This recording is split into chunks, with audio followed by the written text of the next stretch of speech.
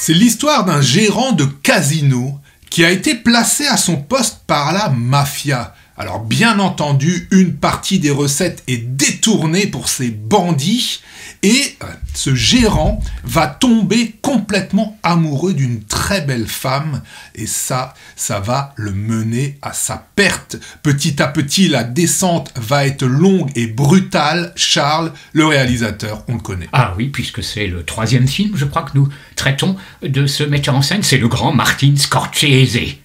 Qui, disons, tu as parlé de mafia, on peut dire Scorsese plus mafia, c'est presque les deux mamelles de son cinéma. Ouais. Puisqu'effectivement, on l'a d'ailleurs même souvent reproché en disant il ne traite que de la mafia, ce qui n'est pas vrai. Mais enfin, c'est vrai que là, on retrouve la thématique de la mafia qu'il avait déjà traitée auparavant, notamment dans le film que nous avions fait, Les Affranchis. Alors, on ne va pas revenir sur sa carrière. J'aime quand même rappeler le petit détail, j'allais presque dire people, c'est qu'il voulait être prêtre. Ouais, entre la mafia et les prêtres, il y a un lien. Oui. En Sicile, les mafieux se font tous baptiser, ils sont très très religieux. Oui, les mafias et Vatican, voilà. Ouais. Donc il y a un sens, c'est cohérent. C'est cohérent. Voilà, donc Martin Scorsese, qui retrouve dans ce film son acteur fétiche, Robert De Niro. J'allais presque dire pour la dernière fois, alors c'est pas vrai, mais c'est vrai qu'après, il ne le reprendra plus pendant une bonne douzaine d'années. Il le retrouvera sur le film de Netflix, The Irishman, et puis sur le dernier qu'on a cité là, Killers of the Flower Moon. Robert De Niro, qui fait vraiment partie, je dirais, de la famille, avec un autre acteur aussi qui en fait partie, Joe Pesci, ou Pesci. Qu'on avait vu dans Les Affranchis également, qui a un peu disparu, qui a même complètement disparu aujourd'hui, et qui est un excellent comédien.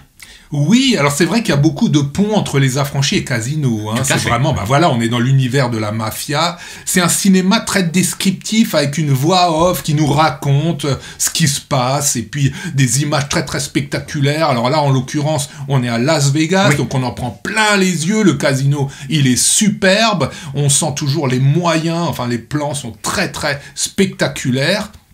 Mais Charles, il y a toujours un problème chez ce réalisateur et pour moi, j'en suis de plus en plus certain, il a un peu abusé de la sniffette. On est vraiment dans la poudre aux yeux, c'est le cas de le dire, on nous envoie de l'ultra-violence, on nous envoie des plans spectaculaires, c'est sexy, c'est rapide, c'est monté vraiment... Ça dure 3 heures et on s'ennuie pas. On s'ennuie pas. Mais je dirais qu'on se lasse. Ce film-là, il a tous les ingrédients pour être the chef-d'œuvre.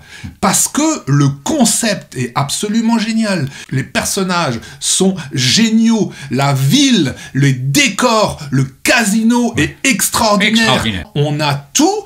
Vas-y, balance l'intrigue. Et le pire, Charles, c'est qu'il avait dans ses personnages de quoi faire une intrigue extraordinaire. Il suffisait de tirer sur la corde d'un acteur que tu n'as pas cité et qu'on adore. James Woods. J'allais en parler. Il suffisait de rendre cette histoire de jalousie entre James Woods et Sharon Stone et d'en faire une intrigue parallèle avec ce qui se passe dans le casino. Ce qui se passe dans le casino, c'est extrêmement intéressant. Mais je veux dire, au bout d'un moment, on a compris les combines des tricheurs, on a compris les combines des mafieux qui récupèrent l'argent. Maintenant, on veut rentrer dans l'intrigue. Et finalement, l'intrigue, à chaque fois, on la flirte, on la touche. Il y a les relations. On l'effleure avec sa femme, c'est excellent. Vers la fin, la femme se barre à Los Angeles, elle retrouve James Woods.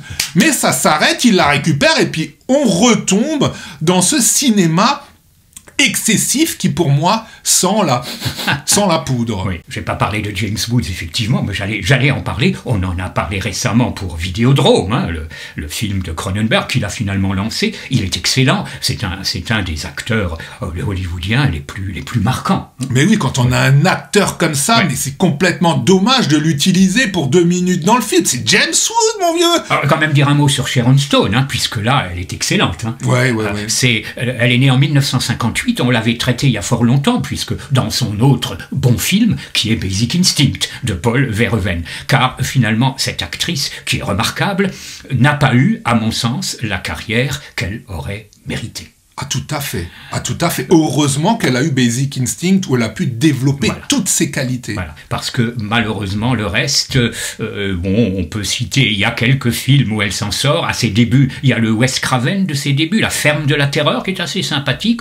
Où elle a c'est une série B quand même. Qui est une série B, mais enfin bon, elle est assez marquante.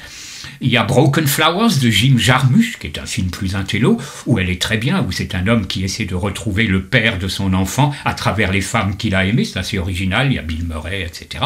Bon, mais malheureusement, sa carrière n'est pas brillante.